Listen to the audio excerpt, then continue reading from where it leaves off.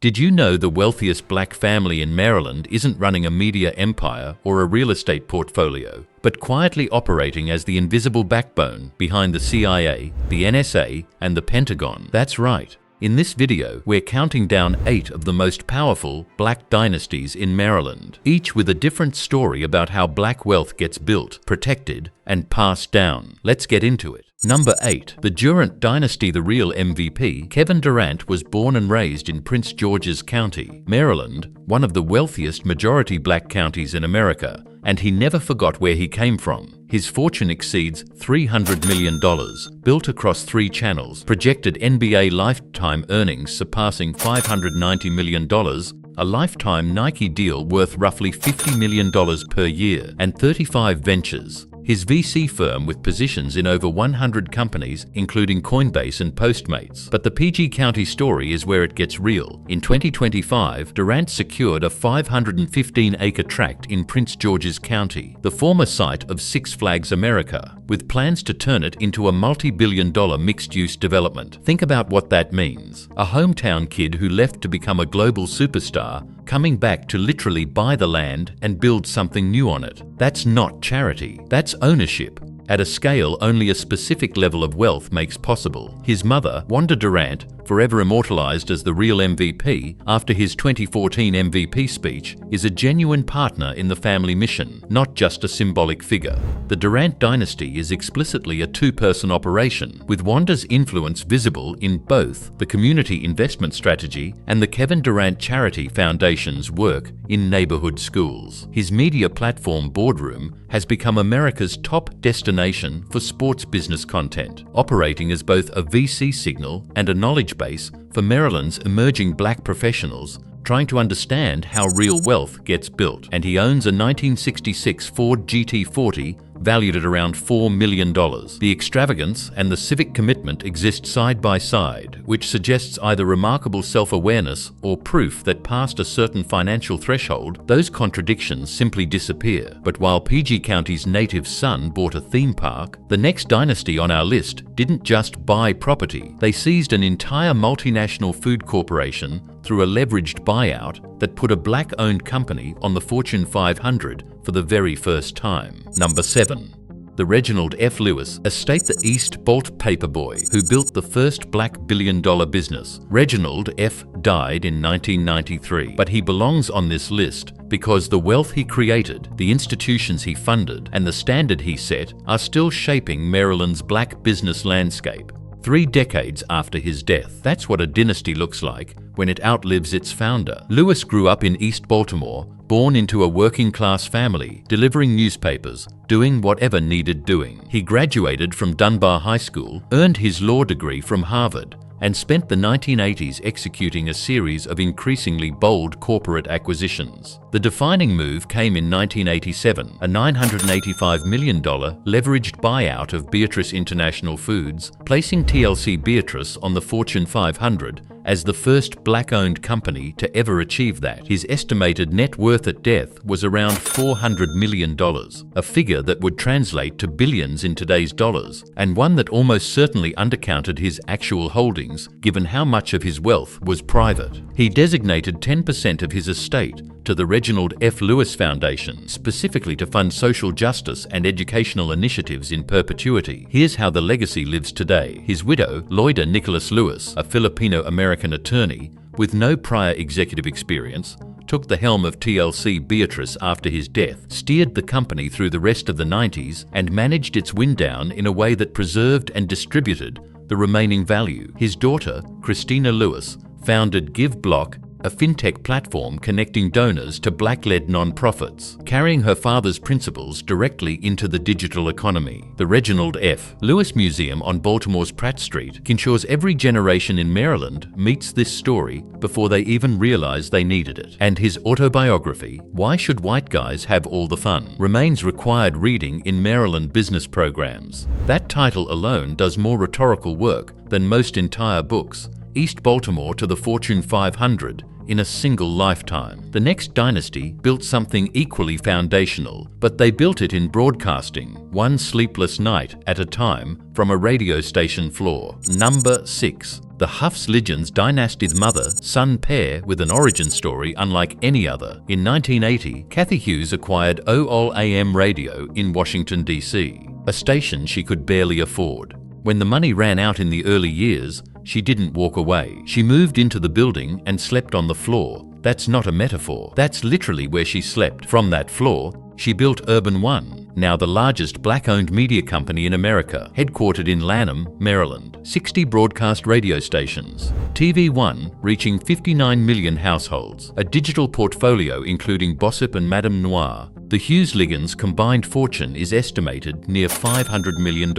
Her son, Alfred Liggins III, known in Maryland business circles as the Ivy League closer, took the company public in 1999, making Cathy Hughes the first black woman in history to chair a publicly traded corporation. That's not a local milestone. That's a national one, achieved from Lanham, Maryland. And Hughes is not a careful, diplomatic public figure. When she mounted an aggressive push for a black-owned casino license in Richmond, Virginia, and faced political resistance, she went live and called out members of the black middle class by name, accusing those who opposed her of being class traitors. That's the kind of move that makes equal numbers of enemies and fans, and it's completely consistent with someone who built a media empire by refusing to soften her voice for anyone's comfort. In Maryland, she isn't just a CEO, she's a cultural institution. The Lanham headquarters functions almost as a pilgrimage site for black entrepreneurs across the DMV. No Maryland politician, Democrat or Republican, can effectively reach the black electorate without going through Urban One first. Next, a man appointed to a city tax board at 23, made chairman at 24, and used that insider knowledge to build the most sophisticated real estate operation in DMV history. Number 5. The Peebles Dynasty $5 billion portfolio built from a government appointment. Don Peebles has a biographical detail that explains his entire career. At 23, D.C., Mayor Marion Barry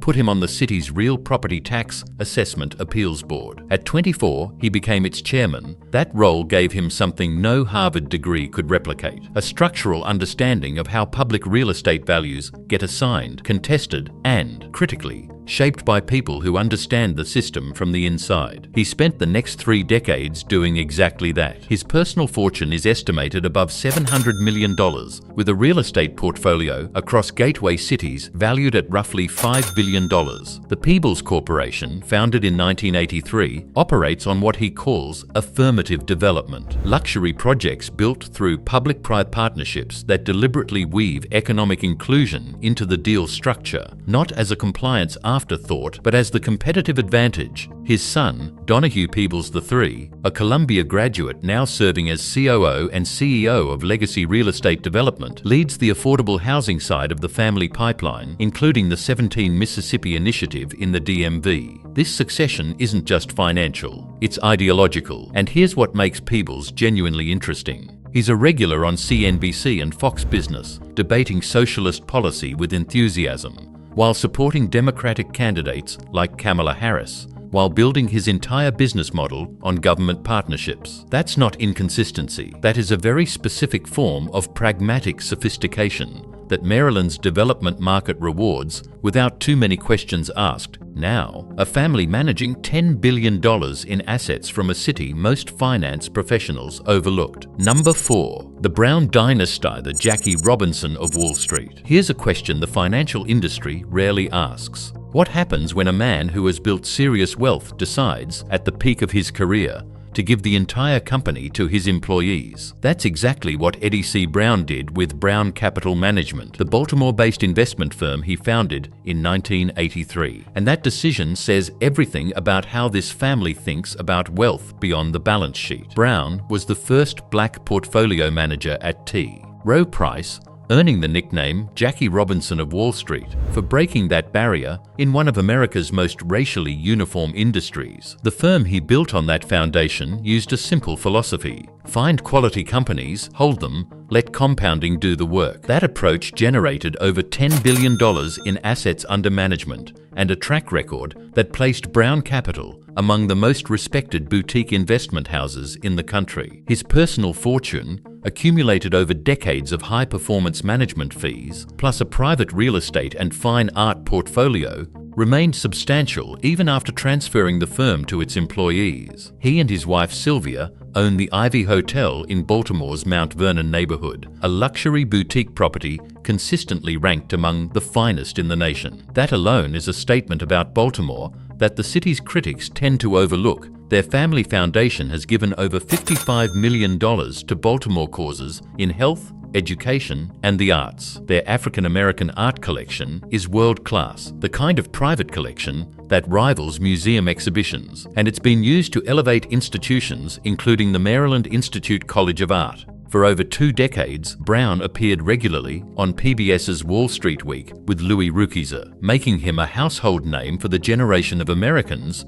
who built wealth through that broadcast. The Browns are Baltimore aristocracy in the truest sense. They stayed, they invested, and they gave the company away. The next woman, though, did something no black woman had done before, and she did it after one of the most dramatic personal reinventions in Maryland's social history. Number 3. The Sheila Johnson dynasty. She married the judge who oversaw her divorce. Start with that detail because it stops every conversation when people first hear it. Sheila Johnson's second husband is William T. Newman, the exact judge who presided over her divorce from Robert Johnson. She met him through the proceedings. The relationship developed after the case closed. They married. Whether you read that as romantic, ironic, or just quintessentially, Maryland says more about you than it does about her. What she built after that divorce is the more important story. Her fortune is estimated at $1.2 billion as of early 2026, meaning she didn't just protect her share of the BET money. She grew it substantially on her own. Her primary vehicle is the Salamander Collection,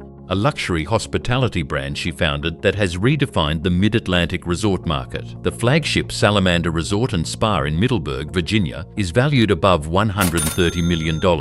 The recently renovated Salamander DC is her urban expansion. These aren't celebrity-branded hotel labels. They are owner-operated, design-driven properties built by someone who understands hospitality as an asset class, not a lifestyle accessory. Then there's the sports ownership. Sheila Johnson is a partner in Monumental Sports and Entertainment, the ownership group behind the Washington Wizards, the Washington Capitals, and the Washington Mystics. She holds stakes in all 3 simultaneously, making her the first black woman in history to hold ownership positions in 3 major professional sports franchises at the same time. She serves as vice chairwoman of MSE, sitting inside television rights negotiations, arena planning discussions, and billion-dollar infrastructure decisions that directly impact Maryland's economy. Her 2023 memoir, Walk Through Fire, covers her journey candidly: the difficult marriage, the divorce, the reinvention. That transparency has made her an icon in Maryland's professional class in a way that pure financial achievement rarely does on its own. 2 dynasties remain, and they operate in a completely different wealth tier.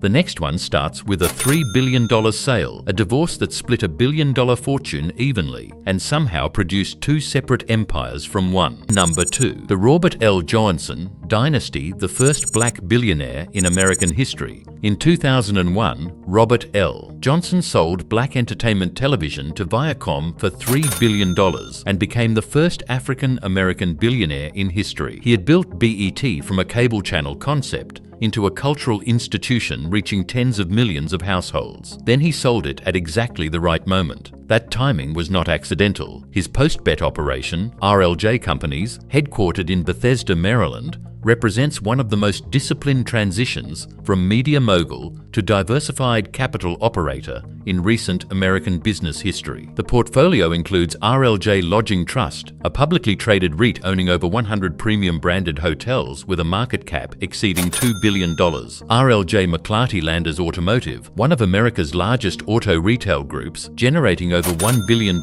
in annual revenue, and RLJ Equity Partners, a private equity firm focused on mid-market companies. His net worth, across various estimates through his post-bet era, has recovered to somewhere between $1 billion and $2.5 billion by 2026. The 2002 divorce from Sheila Johnson, after 33 years of marriage, is the event that reshaped Maryland's wealth landscape in ways most people still underestimate. The roughly equal division of the BET fortune didn't weaken the Johnson dynasty. It duplicated it. Two separate billionaire track operations now exist where one used to, competing in overlapping DMV markets for sports ownership, real estate, and institutional influence. That is an extraordinary divorce outcome. These things usually destroy wealth, not multiply it. Johnson has been a major political donor and a vocal voice on economic policy, including an aggressive $14 trillion reparations proposal that generated far more headlines than most business stories ever do. His ownership of the Charlotte Bobcats, acquired and later sold to Michael Jordan, showed his ability to operate at the intersection of sports, celebrity, and capital in ways his original cable background might not have predicted. One divorce, two empires, and now, the number one family. They avoid the press, they don't run for office, they have no interest in either because they don't need them. They are the invisible infrastructure that the CIA, the NSA, and the Pentagon literally cannot function without. Number 1. The Steward dynasty, the technological backbone of American intelligence. David Steward grew up in the segregated South, the son of a mechanic and a custodian. In 1990, he founded Worldwide Technology from almost nothing. By 2026, it generates $20 billion in annual revenue, serving as the technology backbone for the federal agencies and military installations that define Maryland's entire economic identity. His personal fortune is estimated at $11.4 billion, making him the wealthiest Black American on the Forbes 400. Let that client list land for a second. The FBI, the CIA, the National Security Agency, the Department of Defense. These are not standard government contracts. WWT isn't running a staffing agency or a cafeteria. They deliver complex cloud architecture, cybersecurity infrastructure, and digital transformation solutions to the most sensitive and operationally critical agencies in the United States government. The company employs nearly 10,000 people. Steward holds an 80% ownership stake in what he deliberately keeps private, and a significant portion of that $20 billion flows through contracts executed right in Maryland. Fort Meade, Aberdeen Proving Ground, the intelligence community facilities spread across the state's cyber corridor. Here's what makes the Steward family genuinely different from every other dynasty on this list. They don't just control the hardware of American power, they also shape the software of American culture. David Steward II, his son, founded Polarity LLC, which includes Lion Forge Animation, the only Black-owned animation studio of its kind in the country. His daughter Kimberly founded K-Period Media, the production company behind Manchester by the Sea, winner of 2 Academy Awards in 2017. One branch of the family manages federal defense IT contracts. Another produces Oscar-winning cinema. A third runs an animation studio, creating new visual narratives for Black audiences. That is not diversification as a financial strategy. That is a deliberate architecture of influence, spanning every layer of how American society processes information and power. The family's servant leadership philosophy, grounded in deep religious conviction and Steward's working-class roots, runs through everything from how WWT manages its government relationships to how the family directs its philanthropy toward underserved communities. He has spoken openly about growing up under segregation as foundational to his understanding of what access to resources actually means. That understanding is visible in every workforce and community decision WWT has made. 8 dynasties. 8 completely different relationships to Maryland and to the question of what Black wealth looks like when it's built to last. From a paperboy in East Baltimore to the backbone of the CIA. From a radio station floor in D.C. to 60 broadcast stations nationwide. From a government tax board appointment at 23 to a $5 billion real estate empire. The common thread isn't luck. It's the decision to build something that survives you. Which dynasty hit different for you? Drop it in the comments.